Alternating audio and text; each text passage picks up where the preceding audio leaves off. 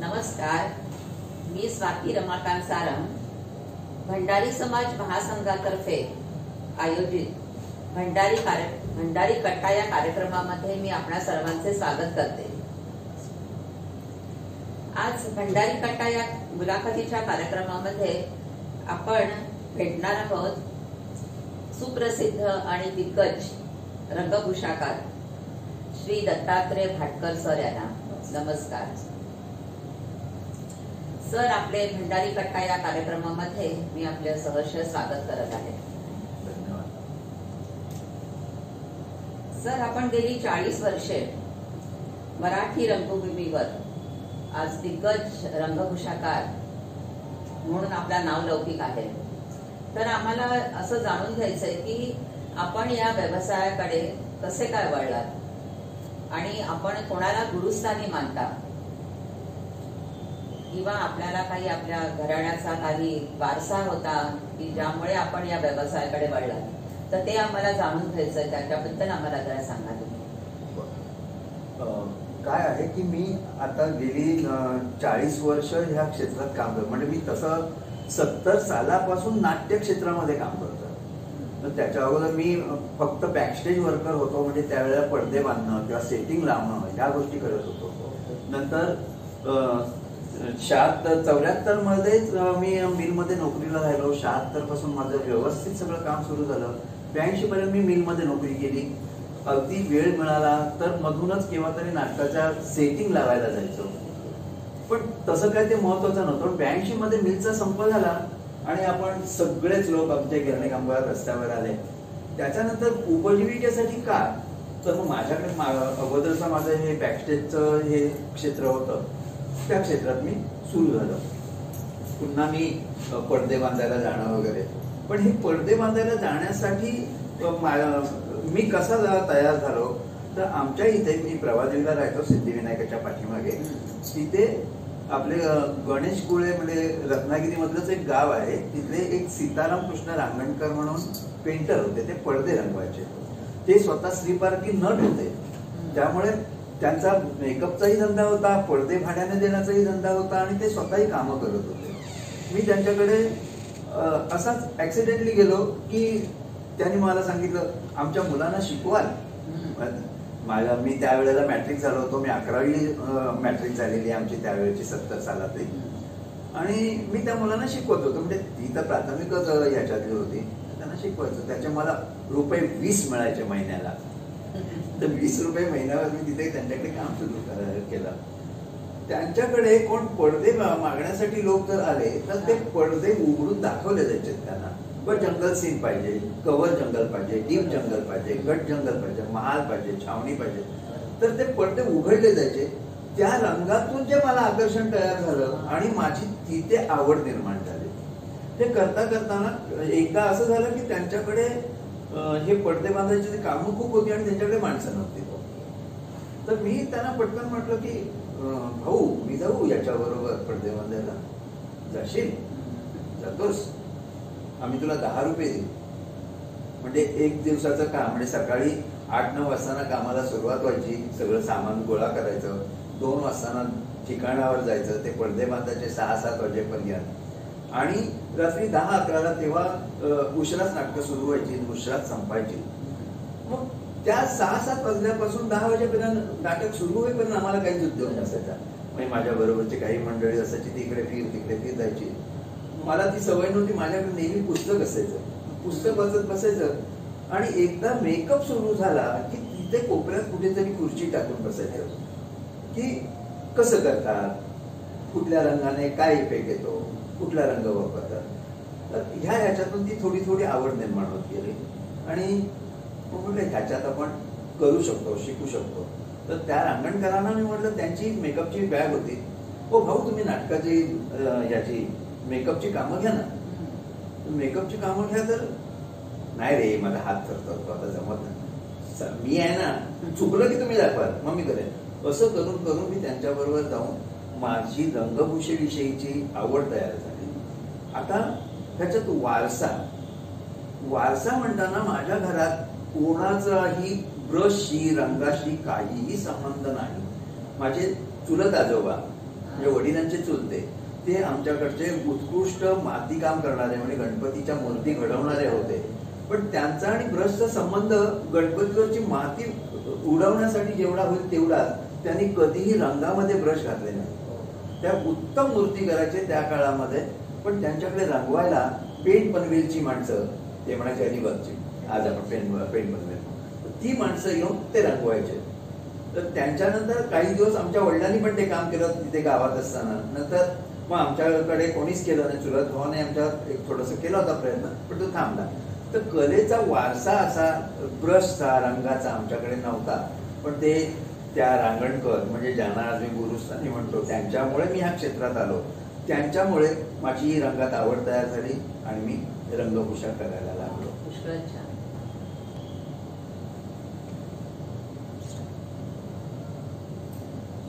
Sir, रंगभूषेचा इतिहास कसा सुरू झाला आणि रंगभूषा म्हणजे काय याबद्दल आम्हाला जरा माहिती सांगा. रंगभूषा म्हणजे आज खरं सांगायचं झालं तर मराठीत हा उच्चार येतो ते सगळ्याच लोकांच्या लक्षात येईल असं नाही. रंगभूषा म्हणजे मेकअप. मेकअप म्हणजे काय तर चेहऱ्यावर रंग लावणं. आजच्या आपल्या ह्या क्षेत्रापुरता बोलताना चेहऱ्यावर रंग लावणं म्हणजे मेकअप करणं. पण मेकअपचा अर्थ एवढा संकुचित नाही आहे. मेकअपचा अर्थ खूप मोठा आहे. आपण एखाद्या ट्रेनमध्ये बसलो आणि ती ट्रेन निघाली, 3 तास लेट झाली आहे ट्रेन निघताना, पण ती मुक्कामाला वेळेवर पोहोचली की आपण काय म्हणतो, अरे मेकअप केला यार टायमिंग. म्हणजे काय, त्या गाडीने मेकअप नाही केला, रंगभूषा नाही केली, तो टाइम भरून काढला. हे भरून काढणं म्हणजे मेकअप करणं. तर रंगभूषा म्हणजे काय तर ही चेहऱ्यावर असलेलं न्यून्य कमी करणं किंवा नसलेल्या गोष्टी चेहऱ्यावर दाखवणं म्हणजे भरून काढणं म्हणजे मेकअप करणं. तर आपल्याकडे आपल्याला खूप मोठा इतिहास आहे. म्हणजे आज आपण पांडवकालीन वगैरे हा विचार करताना सुद्धा 5000 वर्ष झाली. पण त्याच्याही अगोदर आपल्याकडे मोहेंजोदडो, हडप्पा वगैरे संस्कृती होती. तर त्या काळामध्ये सुद्धा आपल्याकडे रंगभूषा होती. पण ती रंगभूषा होती म्हणजे काय होतं तर त्यावेळेला लोकांकडे कपडे नव्हते घालायला, पण लोक हाडांच्या याच्यापासून दागिने बनवून त्याने आपलं शरीर शृंगारत होते. पानाचे फुलांचे रंग तयार करून त्याचे पट्टे काढून त्याच्यापासून आपले चेहरे रंगवत होते. झाडा पानांचे तुरे डोक्यामध्ये केसामध्ये घालून ती सजावट केली जात होती. आजही आपल्याकडे काही म्हणजे आता बऱ्याच ठिकाणी सगळी सुधारणा झाली आहे. तर असे आदिवासी भाग वगैरे नाही आहे, नसतील मला वाटतं, पण अजून सुद्धा पुष्कळशा ठिकाणी चेहरे रंगवण्याचा हा प्रकार आहे. त्याचं उदाहरण म्हणून आपल्याकडे आपण लोककलेचे जेव्हा एक हे करतो, कार्यक्रम करतो, तेव्हा त्याच्यामध्ये आसामी नृत्य किंवा ओडिसी नृत्य किंवा हे कथकली वगैरे. आता कथकलीचा तो भाग वेगळा आहे, तो मेकअपचा विषय वेगळा आहे. तर याच्यातून आपल्याला हे जुन्या परंपरेने हे सगळं करत होते लोक. आणि रंगभूषा ही तेव्हापासून आहे. पण आपण आज आपल्याकडे खूपसं सगळं सामान अवेलेबल आहे. आपल्याला बाजारात गेल्यानंतर सगळं मिळतं, अगदी खूप याच्यातून मिळतं. आता तुम्ही हा प्रश्न विचारला, इतिहासाचा प्रश्न विचारलात म्हणून तुम्हाला एक थोडंसं सांगतो की आपल्याकडे मीना खाकी किंवा मम्मी खाकी पावडर वगैरे जी आहे, मिळाली म्हणजे आधी मिळते. तर त्या पावडरचा इतिहास आहे की त्याला 150 वर्षाची परंपरा आहे. आम्हाला हे माहित नाही आहे. आम्ही लहानपणी तीच वापरत हो, होतो. ते आपल्याला माहित नव्हतं हे कसं होतं. तर आपण त्याच्यात उतरत नाही तोपर्यंत ते आपल्याला कळत नाही. पूर्वीचा मेकअप करायचे म्हणजे आपल्याकडे लावणी हा आपल्याकडचा एक मोठा कला प्रकार मानला जातो. आणि तो सुद्धा ह्या 200 वर्षातला म्हणजे पेशवाईतूनच लावणीचं हे साधारणपणे जे सुरू झालंय.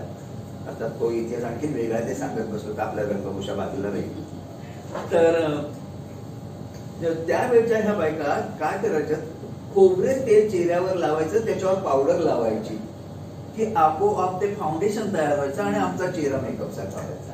म्हणजे मी जरी आज ही पावडर लावली, तेल लावून पावडर लावली, तर तुमच्यासारखा माझा चेहरा दिसेल. आता मला लाली पाहिजे, मग मी सरळ चक्क पान सुपाय काच घातलेलं पान खाणं माझे ओटरंग नाही. आता मला लाली पाहिजे, मग आता मी लाली कुठून आणायची. आता मी एक गोष्ट सांगतो की अतिशयोक्त वाटेल, पण खरोखरच तो प्रकार आहे. मग हे पान खाल्लं की ती जी लाळ तयार होते ती इथे गालाला लावली जाते.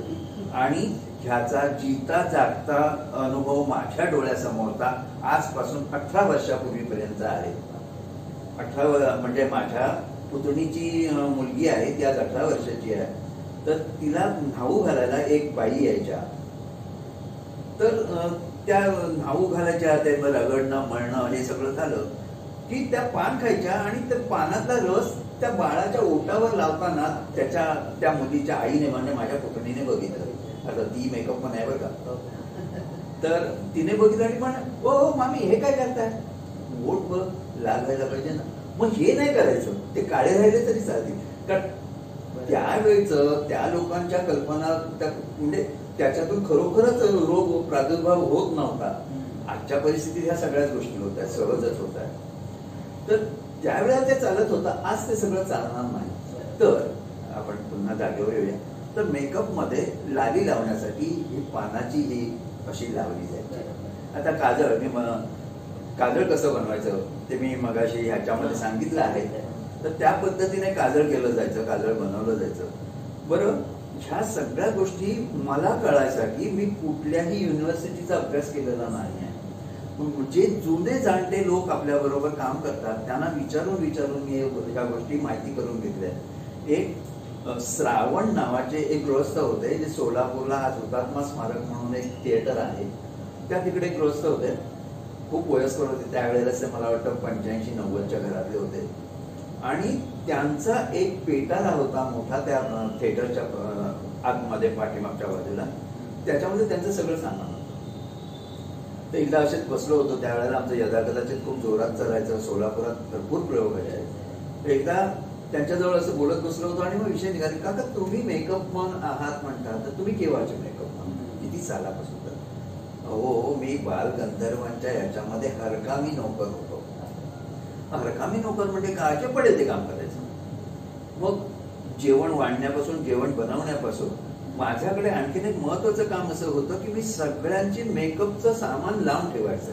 मग इथे नानासाहेब बसणार, इथे बाबासाहेब बसणार, इथे भाऊराव बसणार, इथे चिंटू बसणार. ह्या सगळ्यांचं सामान. आता त्यावेळेला त्या छोट्या छोट्या पत्र्याच्या गोल डब्या असायच्या, त्याच्यामध्ये ते रंग असायचे. एका वाटीमध्ये खोबरेल तेल, एका वाटीमध्ये पाण्याचं हे, आणि ते सगळं प्रत्येकाचं. आणि आरसा, काजळाचा एक एक पत्रा तो तयार करायचा, त्या मगाशी याच्याप्रमाणे सांगितल्याप्रमाणे तो तिथे ठेवायचा. अगरबत्तीच्या काड्या ठेवायच्या आणि त्यांचा मेकअप सुरू व्हायचा. त्यांनी मेकअप केला, सगळं हे झालं की ते पुढे जायचे. मग त्यावेळेला पेन्सिल होत्या का हो काजळाच्या? नाही, पेन्सिल नव्हत्या, याने काजळ करायचे. मग डोळे पण त्यानेच करायचे, भोया पण त्यानेच करायचे. राक्षस पात्री असेल तर त्याच्यासाठी तो भयानक करायचा, तर तोच रंग वापरायचा. आणि मग ग्रुपचं काय करायचा? ग्रुप तर त्यावेळेला नक्कीच नव्हतेच ना. हा जो लाल रंग होता म्हणजे तो वापरला जायचा, त्या लाल रंगाला गुगुळ असं म्हटलं जातं. तर तो गुगुळ आणि पांढरी पावडर जी असते त्याला अब्रर म्हणतात. तर ते पांढरं आणि तांबडं मिक्स करायचं, त्याचा गुलाबी रंग घ्यायचा. आणि आज आपण जे दाढी करायचे ब्रश वापरतो त्या ब्रशने ती रूटच्या जागेवर तो लाल रंग लावायचा. आता ह्या सगळ्या गोष्टी कुठेही आम्हाला शिकवत नाही तो, पण ह्या आम्ही विचारून पुढे गेलं पाहिजे. त्याच्याशिवाय ह्या गोष्टी होत नाही. इतिहास शोधला तर खूप मिळतो, नाहीतर काही मिळत नाही. फार सुंदर माहिती आपण दिली सर. आपण रंगभूषेबद्दल आम्हाला पुष्कळ छान माहिती आम्हाला सांगितली. पण मला असं विचारायचं आहे की आता हल्ली जर का आपल्याला रंगभूषा शिकायची असेल तर आपल्याला क्लासला जावं लागतं, तिथे मोठी फी द्यावी लागते. आणि आपण सांगता की आपण कुठलाच क्लास अटेंड न करता ही कला अवगत केलेली आहे, ते कसं काय? ते मी मगाशीच सांगितलं की फक्त मेकअप रूम मध्ये बसायचं आणि ते मेकअप मन कसं करताय याच्याकडे आता पुढे जाऊन, त्यावेळेला नाही पण पुढे जाऊन त्याचा मला खूप असा हे झाला, म्हणजे सदा मिळत गेली की लोकांनी मला मेकअप रूम मध्ये ढकलून नाही, शिव्या देऊन नाही, अक्षरशः मारून बाहेर काढलं.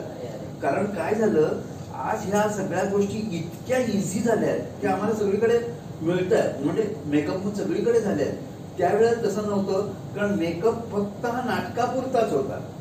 कुठेही डान्स प्रोग्राम होत नव्हते असं नाही. रेकॉर्ड डान्स वगैरे होते, तो ज्याचा त्याचा मेकअप करून जात होता. आता सारखे हे मोठे मोठे इव्हेंट्स होतात डान्सचे, ते काही नव्हते. म्हणजे त्यावेळेला जे मेकअप मॅन होते त्यांना फक्त मेकअप केल्यानंतरच त्यांचं पोट करण्याचा हे होता. मग त्यावेळेला भिकाऱ्याचा दुश्मन असतो या हिशेबामध्ये तो आमच्या पोटावर फायदेशीर. ह्या गणितात मला या पद्धतीचं हे मिळालं.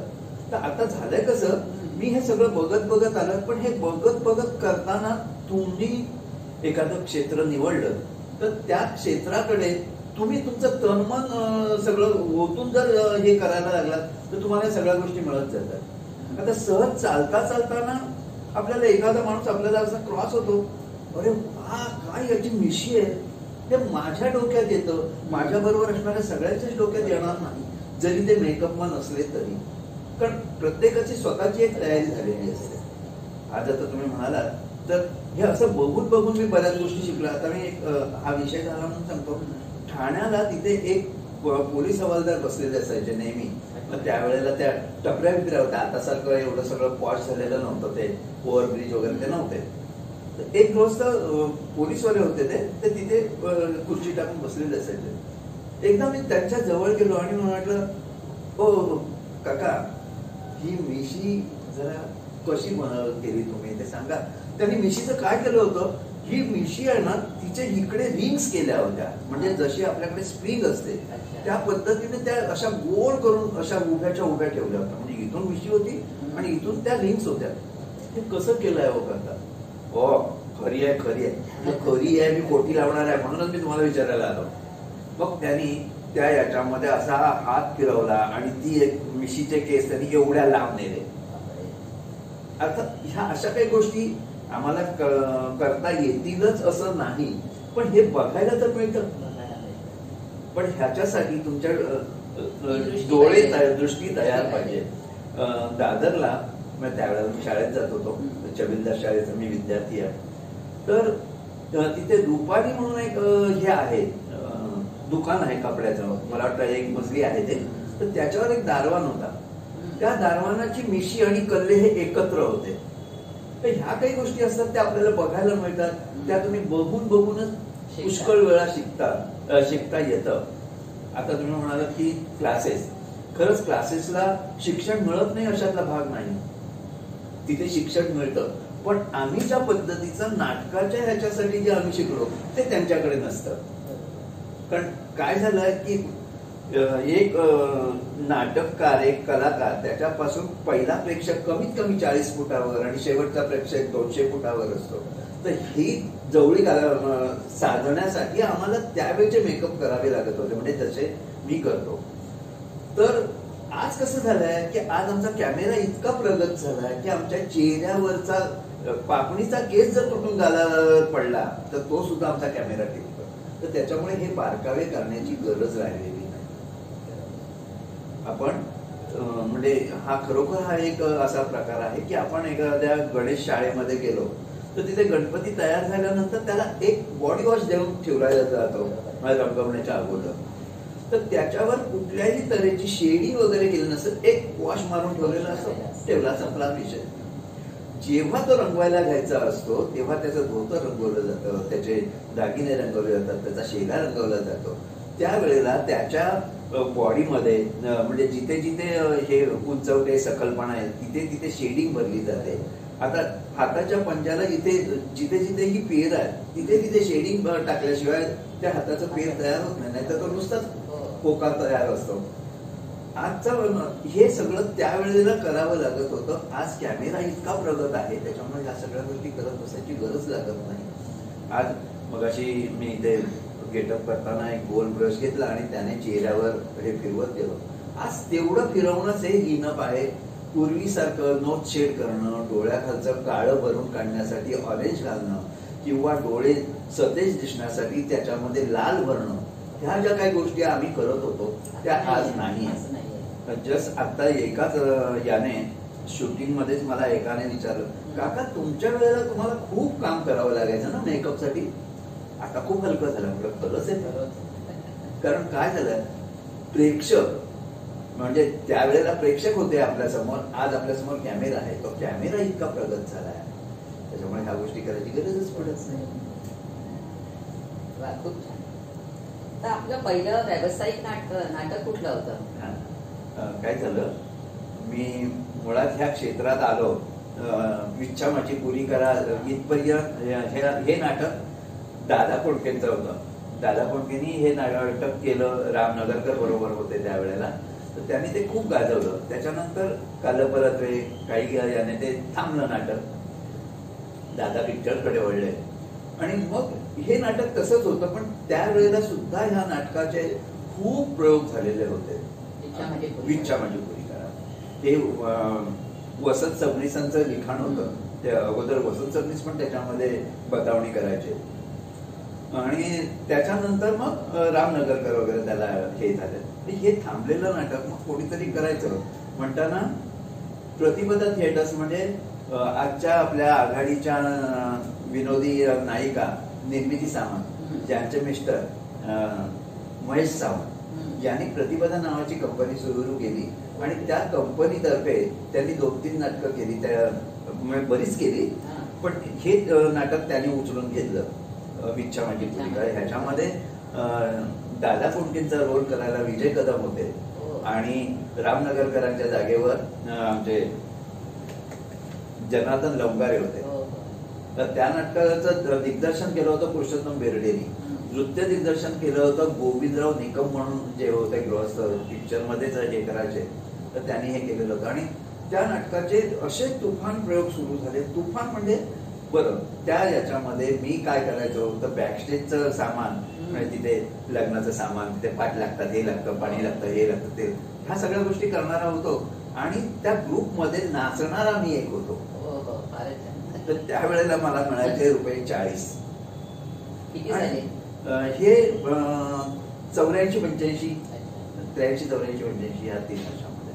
म्हणजे मला वाटतं त्यावेळेला सुद्धा आम्ही 397 वगैरे प्रयोग केलेले होते त्याचे या 2-3 वर्षामध्ये. तर हे करत असताना तिथे आमचे बाबुलनाथ कुडतरकर म्हणून एक मेकअप मॅन होते. आज खरं सांगायचं म्हणजे आज हे मी बोलायला इथे उभा राहिला, तो मला व्यावसायिक रंगभूमीवर उभे करणारे ते बाबुलनाथ कुडतरकर, म्हणजे गुरुस्थानी ज्यांचे नावं घेता येतील अशी काही मंडळी.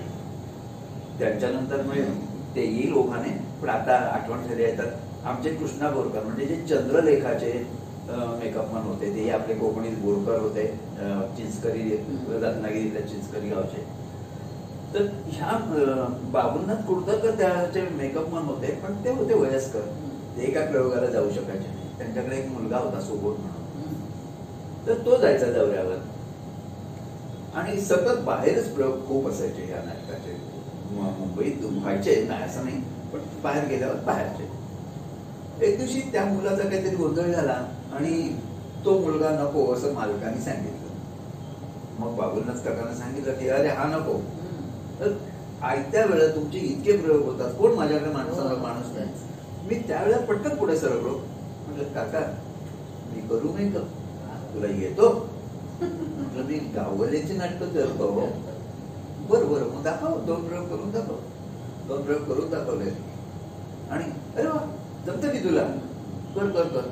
आणि माझा व्यावसायिक रंगभूमीवर पदार्पण झालं. इच्छा माझी पुरी करा. हे करताना हे 83-84 झालं. हे होताना मग मी असं सगळ्यांकडेच कामं करत होतो, कारण इच्छा माझी पुरी करा हे थांबलं नाटक. नंतर आणखी कुठेतरी मग तुम्ही बोलावलं, अरे दत्ता जा हे 5 प्रयोग कर, हे दत्ता ते करशील का? हो करतो ना. असं करून मी सगळीकडे काम करतो. हा मग यायला लागले, कारण त्यावेळेला प्रामाणिकपणे करणार. आणि त्यावेळेला आमच्याकडे म्हणजे मी असं म्हणू नये ऍक्च्युली, पण बॅकस्टेज वाली मंडळींना त्यावेळेला व्यसनाधीनच जास्त होती. तर त्याच्यामुळे अशी जर कोण माणसं मिळाली तर त्यांना तो नक्कीच हे मिळायचा आणि तो मला मिळत गेला माझ्या याने. आणि मी तर तुम्ही आता मला विचारलं पहिलं व्यावसायिक नाटक तुमचं, तर माझं स्वतंत्रपणे पहिलं व्यावसायिक नाटक किरी शो, एक किनी प्रभाकर म्हणून त्या आफ्रिकेला गेल्या आणि आमची ही नेमकं नाव आठवत नाहीये, हिची म्हणजे बर.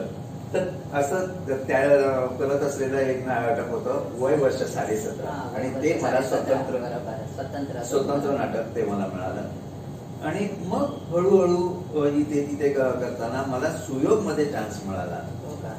आणि सुयोग या संस्थेमध्ये मग सुयोगची खूपशी नाटकं मी केली.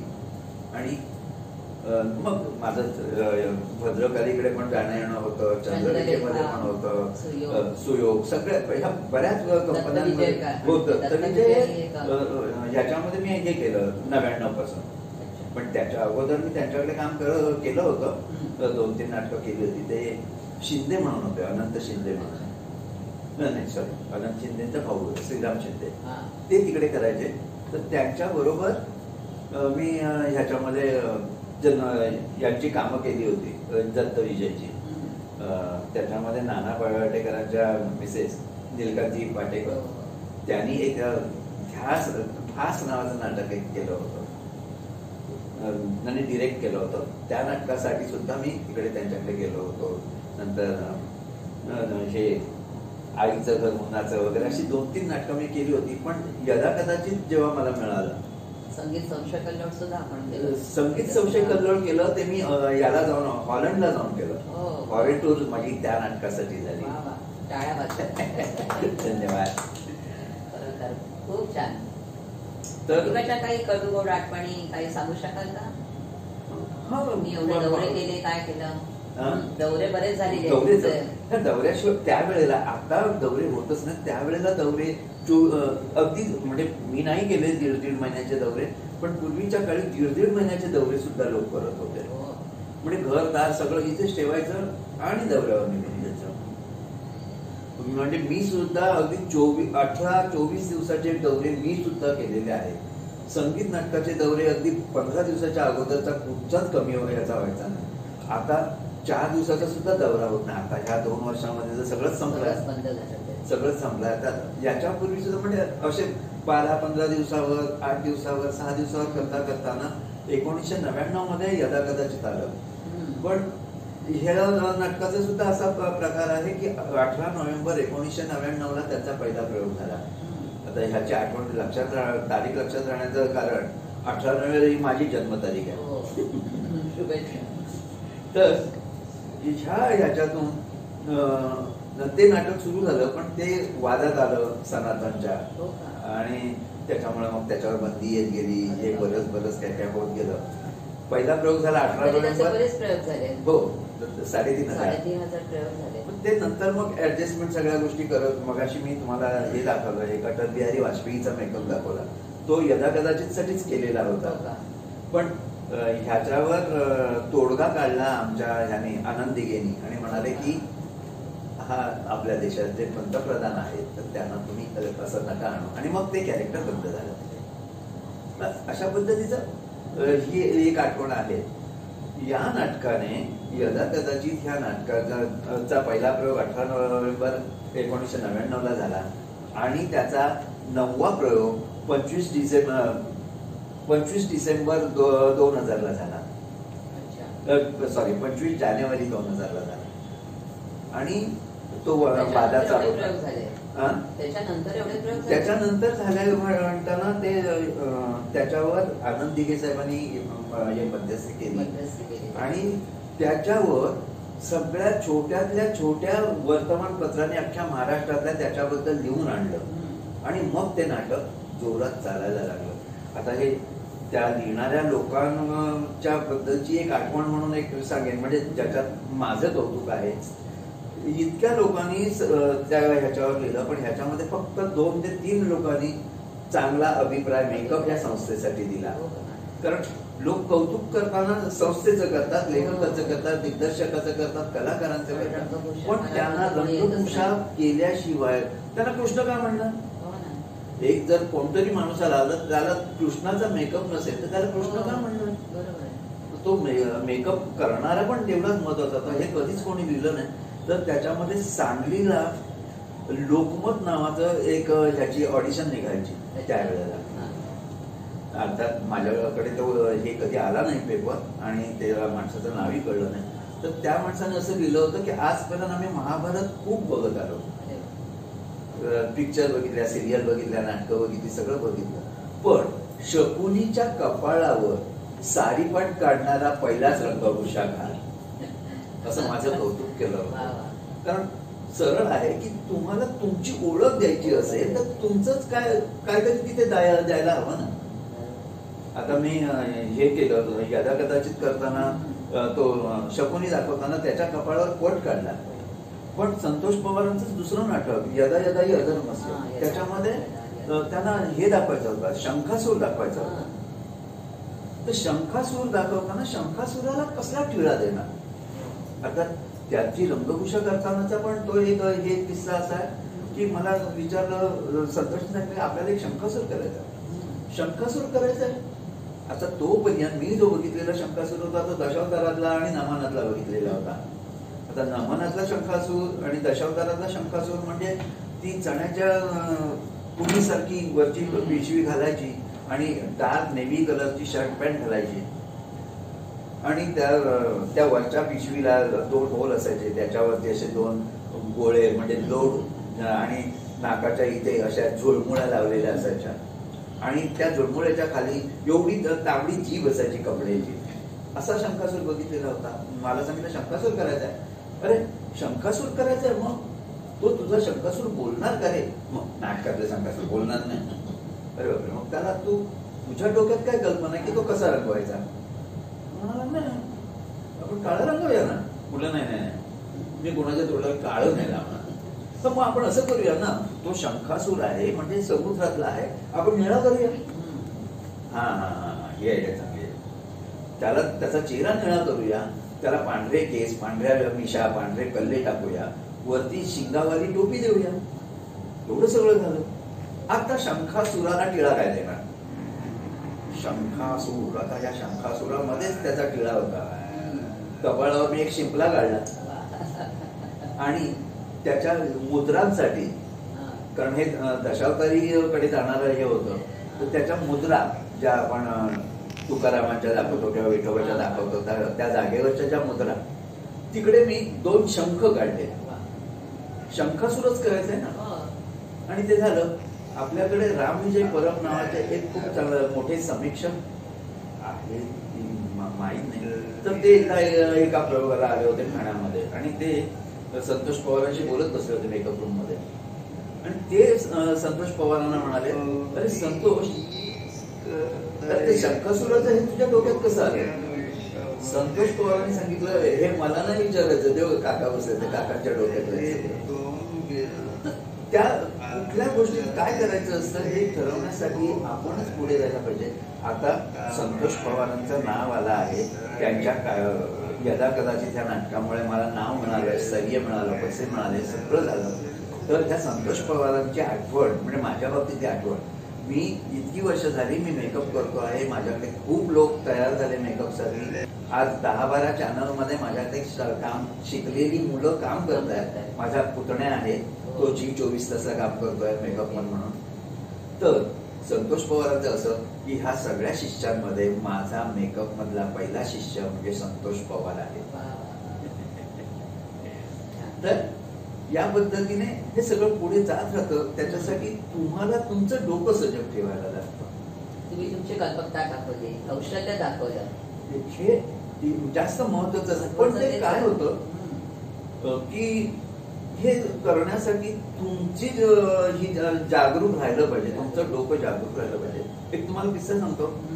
एक गृहस्थ होते चिपळूणकर म्हणून, ते शेअर मार्केटला काम करायचे.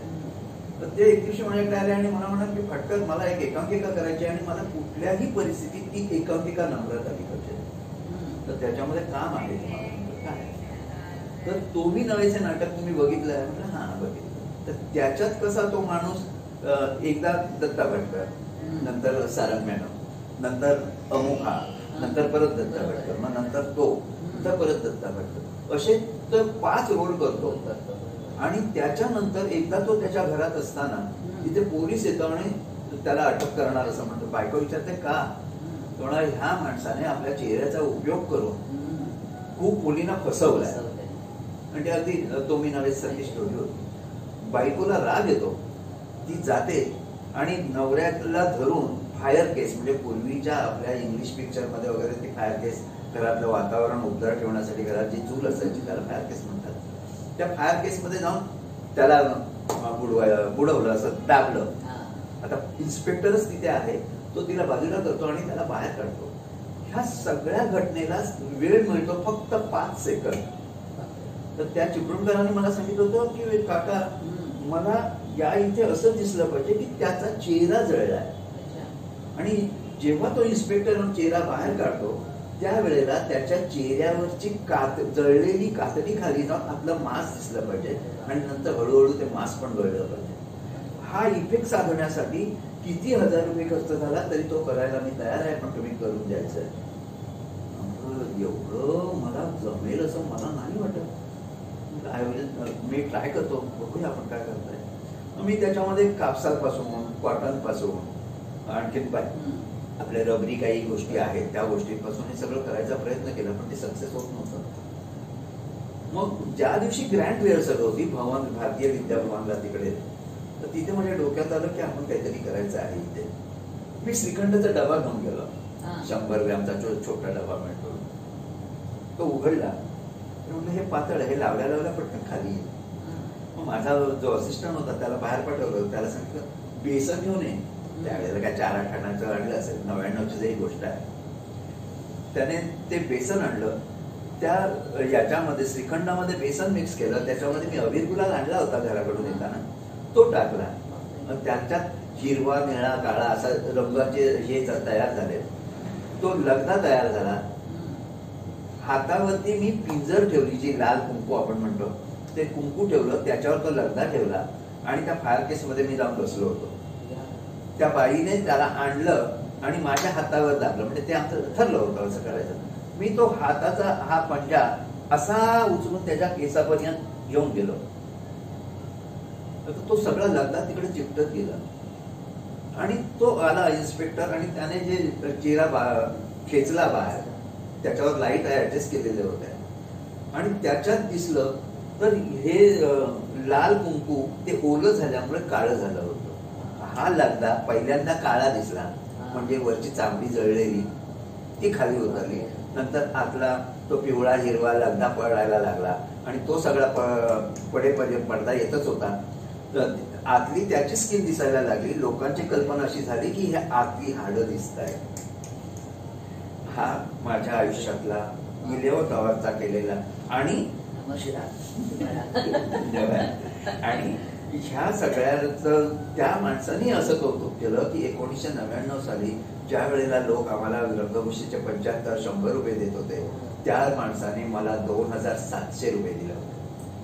म्हणजे किंमत करणारी माणसं मिळतात. तुम्ही मगाशी आंबट गोड म्हणालात, त्याच्यामधला हा एक किस्सा. अशी खूप माणसं मिळतात की ज्याच्यामुळे तुम्ही पुढेही जाता. असेही काही किस्से घडतात की ज्याच्यामुळे तुमचं सगळं करणं जे असतं ते तुम्ही विसरून पण जाता किंवा कंटाळता पण. असं असे नाटक होतं तुमचं तन मन. तर त्या नाटकाविषयी काय? त्या नाटकाविषयी असं सांगायचं म्हणजे काय झालं की तुषार दळवी नावाचे एक नट, आणि अगोदर मुळात हे नाटक लिहिलं होतं आपल्या यांनी, रत्नाकर मतकरी आणि त्यांची मुलगी जी इंदिरा करायची, काय तिचं नाव, विनोद, सुप्रिया विनोद, ती पण त्या नाटकामध्ये होती. तर हा तुषार दळवी जो आहे त्याला एड्स होतो. तर असा एक सीन होता की त्याला एड्सची लागण झाली आहे आणि तो डॉक्टरकडे वगैरे जातो आहे, हे सगळं चालू आहे. आता तो गेलाय, त्याच्या अंगावर जीनची पॅन्ट होती, सूट म्हणजे शर्ट होता, त्याच्यावर कोट होता, हातात बॅग होती. त्या डॉक्टरकडून तो बाहेर पडतो, विंगेत येतो आणि ब्लॅकआउट होतो. जेव्हा लाईट येतो त्यावेळेला पुन्हा त्याची एंट्री होती. त्यावेळेला त्याच्या अंगावर त्याची पॅन्ट तशीच होती, शर्ट आणि कोट काढला होता, त्याच्यावर स्वेटर घातला होता आणि तो जरा जर्जर झालेला, म्हणजे अगदी शेवटच्या स्टेजचा ह्याचा पेशंट होता, पेशंट दाखवायचा होता.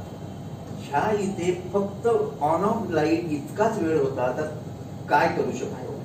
तर त्यावेळेला मी एक रंग तयार करून ठेवला होता हातावर आणि त्या हातात त्याचं स्वेटर घालून झाल्याबरोबर ते असं नुसतं लागायचं, वेडवाकडच लागायचं ते, कारण त्याला शक्यच नव्हतं ते पॉलिश होईल. आणि ते स्टेजवर जायचे, लाईट यायचं ते त्या ह्याच्यामध्ये जायचे. आता हे सगळंच वेडवाकडं झालंय, पण लोकांच्या नजरेत काय यायचं, अरे दाढी वाढली. म्हणजे मला ह्या गोष्टीसाठी आमच्या नाटकात काम करणाऱ्या खूपशा लोकांनी हा प्रश्न विचारला होता, अरे हे कसं शक्य आहे. इथे होतं रे, काय तसं फारसं नाहीये, पण हे त्यांना कसं वेडवाकडं दिसेल, कारण ते आशा समोर जाणार मेकअप काढताना, तर काय जाता काय वाटलं असं ते म्हणणार. मग त्याच्यासाठी ते जेव्हा एंट्री घेऊन झाल्यानंतर काही क्षणासाठी विंगेत उभे राहणार, तेवढ्यात आपण जाऊन ते पॉलिश करून घ्यायचं, कारण लोकांनी ऍक्सेप्ट केलंय, आता याने ऍक्सेप्ट केलं पाहिजे आरशासमोर जाताना, म्हणून ते करायचं. आणि ह्याच्यामध्ये अगदी ऑन ऑफ लाईफ मध्ये मी हा मेकअप करत आलो. यालाच आपण उपजत ज्ञान म्हणतो. तुमच्याकडे जे उपजत ज्ञान म्हणण्यापेक्षा तुम्ही त्याच्यात स्वतःला झोकून दिलं ना, की तुम्हाला ह्या गोष्टी कराव्याच लागतात, आपोआपच होतात. एक गृहस्थ होते, ते वारले, त्याच्यानंतर मी त्यांचं 29 वर्ष मी त्यांचं काम करतो, त्यांची संस्था मी आता सांभाळतोय. ते गेल्यानंतर 93ला जेव्हा बॉम्बस्फोट झाला तेव्हा ते गेले. तर त्यावेळेपासून मी त्यांच्या हे करतोय, म्हणजे त्या संस्थेत काम करतोय. त्या संस्थेचे लोक आले माझ्याकडे आणि मला सांगितलं की गोविंदाच्या वेळेला आपल्याला 34 कॅरेक्टर करायची आहे.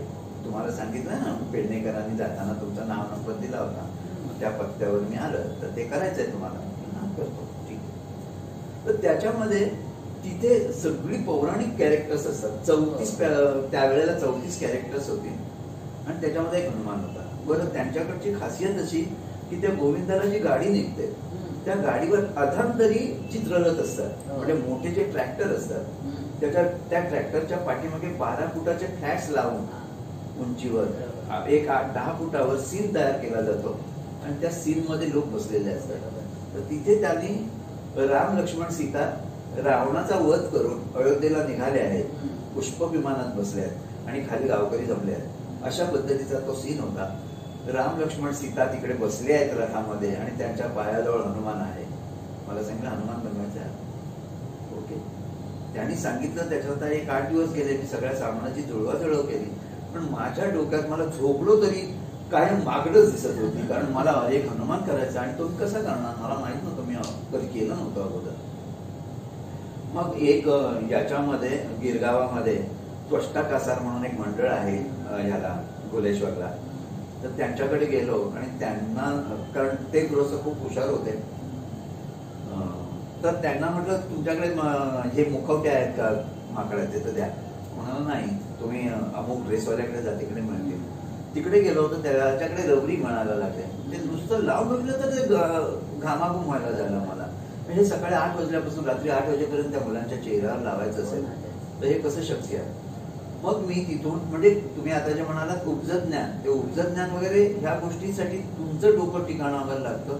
मी येताना म्हटलं आता कुठे जाऊ, तर परेल नाक्यावर मोतीमहल की काय अशा नावाचं एक हॉटेल आहे, त्याच्या बाजूला एक दुकान होतं खेळण्यांचं. त्या खेळण्याच्या दुकानामध्ये मी मुखवटे बघितले होते, जी लहान मुलं तोंडाला लावून खेळतात, होळीच्या वेळेला नाचतात. त्याच्यामध्ये हनुमंताचे 2 मुखवटे मी 10,000 रुपयाला त्यावेळेला घेऊन आलो. ते कापले, त्याच्यामध्ये छेद दिला, त्याला नेट लावलं आणि असा मुखवटा मी त्या मुलाला लावला आणि त्या मुलाला वरती बसवलं. रथयात्रा जशी ती हे निघाली, एक पोलीसवाला आला आणि ते नेहमीचे तिकडे डोंगरी पोलीस स्टेशनवाले लोक होते. अरे हे विद्या म्हणाला, सगळे मस्त रंगवले तरी, आणि तो पुतळा कशाला लावला हनुमंताचा, तिकडे काय तुम्हाला मुलगा नाही भेटला? म्हणा मुलगाच आहे तो, काय तुला कोण भेटला ना? त्याने हात मारली, एक गोट्या काय रे विद्या काका. तर ह्या गोष्टी येण्यासाठी तुम्ही स्वतःला तिथे झोपून देणं, आपोआप तुम्हाला ह्या गोष्टी मिळत जातात. आता हे कसं झोपणं होतं ह्याचं सांगण्यासाठी एका ठिकाणी मी हे करत होतो, मेकअप करत होतो एकांकिकेचा. एक गृहस्थ आले आणि म्हणाले की ह्या मुलाला मतिमंद मुलगा करा. आता मतिमंदावर काय वेगळं करायचं नसतं, त्याला काय झोप नसते, त्याला चिंता क्लेश काही नसतं, तो गुपचा गुप असतो. तसा मी मेकअप केला, त्याला सोडून दिला. नंतर दुसरे गृहस्थ आले, हो म्हणाले हे असं काय केलं? म्हटलं मतिमंदाचं आणखीन काय करायला हवं. मला त्याच्या चेहऱ्यावर रुंडके पाहिजेत. हो असं कुठे असतं मतिमंदाच्या चेहऱ्यावर असे फोडे येतात वगैरे, नाही, पण असे पुढे येणाऱ्या एक बाई आमच्याकडे, आम्ही तिथे राहत होतो प्रभादेवीला, तिथे एक बाई होत्या काकूरकर. त्यांचा चेहरा असा वेडावाकडा झालेला होता आणि त्या पोळ्या होत्या सगळ्या. ते माझ्या डोक्यात आलं पटकन. म्हटलं काय करताय? आणि मी टेबलावर असं मागे पुढे बघितलं, दुसऱ्या एकांकिकेची काही मुलं बसली होती, त्यातला एक मुलगा पॉपकॉर्न खात होता. मी गेलो आणि त्या मुलाला म्हटलं, ए पॉपकॉर्न दे. तो मुलगाही हडबडला की अरे असा काय माणूस गांजा घालाने. त्याने अख्खी पुडी मला दिली. म्हटलं एवढे नको दे. मी एक 5-6 काढून घेतले, त्याची पुडी त्याच्या हातात दिली आणि आलो. ह्या मुलाच्या चेहऱ्यावर गम लावला, मग अशी आपण मिशीसाठी वापरलं तसं. त्याच्यावर एक हे लावलं आणि ब्रश घेऊन त्याच्यावर शेडिंग केलं. त्याच्या चेहऱ्यावर रुणके झाले. हे 11th आवरला सुचलेल्या ह्या काही गोष्टी असतात. फारच छान. मी आणखीन एक थोडस सांगतो, आता सगळ्या डिटेल्स मध्ये सांगता नाही ना. एखादा डोळा फुटलेला माणूस असेल, म्हणजे एक राजा ओडिपस म्हणून आपल्याकडे एक हे होतं, तर त्याचा एक सीन असा होता की तो आपले डोळे काढतो स्वतःच्या हाताने. तर ते दाखवायचं होतं. तर ते दाखवण्यासाठी आम्ही काय केलं, म्हणजे त्याच्यावर आम्ही बरेच प्रयोग केल्याबद्दल ते सगळं सांगत बसत नाही. कांद्याची साल घेतली आणि त्याच्या वरच्या पापणीवरून त्याच्या केसाच्या बाहेर येईल अशी लावली. या बाजूला लसणीची साल लावली आणि हे डोळे बंद करायला सांगून त्याच्यावर रक्ताचे गोळे ठेवले. ते रक्त व्हायला लागलं. तो खाली आला की त्याला ती कांद्याची साल लावल्यामुळे त्याला पाया, म्हणजे असं दिसत नव्हतं पुढचं, फक्त पायापासून 1.5 फुटावरचं दिसत होतं आणि तो चालू शकत होता. लोकांना खरोखरचा तो इफेक्ट मिळत होता. ही पांढऱ्या साली म्हणजे बुबुळ होती आणि लाल साडीने आपण आताच्या पिढीला नाही जमणार असं नाही. पण आज काय झालंय की ह्या सगळ्या गोष्टी करण्यासाठी तशी लिखाणं पण नाहीये. पूर्वी एकांकिका स्पर्धा म्हटली की एकेका दिवशी अख्खी बॅग भरून गेटअप घेऊन जावे लागायचे. आज आम्ही 10-12 अगदी 8-8 एकांकिका एका दिवसाला केल्या. एकाला मिशी लावायची सुद्धा नसते हो, कारण आता लिखाणच तशी राहिली नाही. पूर्वी आम्ही गेल्यानंतर अगदी प्रत्येक दिवसाला एक तरी ब्रह्मा विष्णुमेश केला जायचा. आज काय राहिलं नाही. ते सगळं माझ्याकडे खूपसं सामान आहे, नुसतं पडलेलं आहे. त्याचा उपयोग नसेल तर काय करायचं. आपण पुष्कळ छान आपले अनुभव कथन केलेले आहे आणि महाराष्ट्र शासनाने सुद्धा आपल्या या सेवेचा आदर करत त्याची दखल घेत आपल्याला महाराष्ट्र शासनाचा सुद्धा पुरस्कार त्यांनी तुम्हाला दिलेला आहे. आता तुम्हाला हे सांगतो की पुरस्कार दिला आहे असं म्हणतात, तर माझ्या आतापर्यंत शासनाचे 4 ते 5 पुरस्कार झालेले आहेत. या नाटकाच्या ह्याच्यातून दौरे करताना माझी फॉरेन टूर ही झालेली आहे संशय कल्लोळ नाटकासाठी. तर ह्या सगळ्या गोष्टी होतच राहतात. त्याच्यासाठी तेवढं ताकदीचं लिखाणही भेटावं लागतं, तिथे काहीतरी गेटअपही भेटावे लागतात. आता ह्या गेटअपचा एक विषय झाला म्हणून मी तुम्हाला सांगतो की जयंत पवारांचं एक नाटक होतं, हाच खेळ उद्या पुन्हा परत, हाच खेळ पुन्हा परत असं अशा नावाचं काहीतरी एक होतं. आणि ते बसवत होते आमचे मंगेश कांबळी. तर त्यांनी स्क्रिप्ट आणून माझ्या हातात दिलं, दत्ता हा एक माणूस इतके रोल करतो, काय काय करायचं ते तू बघ आणि त्याच्याप्रमाणे स्केचेस करून मला दे. आणि मी ते केलं. तर असा विश्वास टाकणारी पण माणसं भेटली म्हणून मी इथपर्यंत पोहोचू शकलो याच्यापर्यंत. तर हे सगळं होतच राहतं. तर आता तुमच्याकडे एवढं ज्ञान आहे रंगभूषेचं, तर आपल्या समाजासाठी आपल्या भंडारी समाज महासंघाने जर का वर्कशॉप किंवा काही सेमिनार्स मुलांसाठी अरेंज केले तर आपण आपलं योगदान त्यांना देऊ शकतो. अगदी जरूर जरूर जरूर. म्हणजे तुम्ही अशी विनंती न करताना हक्काने मागा, समाजासाठी आपण नक्कीच करू. पुष्कळ छान. आणि आपले महासंघ त्याची जरूर दखल घेईल आणि त्याप्रमाणे ते अरेंज करून आपल्याला जरूर कळवतील. आता हे सगळं झालं, एवढं सगळं झालं, हे करताना मी माझ्या घरच्या मंडळींनी, ज्या लोकांनी मला ह्या सगळ्यासाठी सपोर्ट केला, म्हणजे अगोदर माझे आई बाबा, नंतर भाऊ बहिणी आणि ही जी गुरुवर्य मंडळी होती, त्या सगळ्यांचीच नावं मी आता नाही घेऊ शकलो. माझे सगळे सहकारी, त्या सगळ्यांच्या सहकार्यानेच मी इथपर्यंत आलो आणि त्याची दखल घेऊन तुम्ही मला इथं हे केलं. त्या सगळ्याबद्दल आपल्या भंडारी समाजाचा मी अत्यंत ऋणी आहे. भंडारी समाज महासंघाने सुद्धा आपल्या कार्याची नोंद घेतलेली आहे आणि त्याप्रमाणे आम्ही आपल्याला मानाचा मुजरा करतो. पुष्कळ छान. धन्यवाद. 2, 3, स्टार्ट.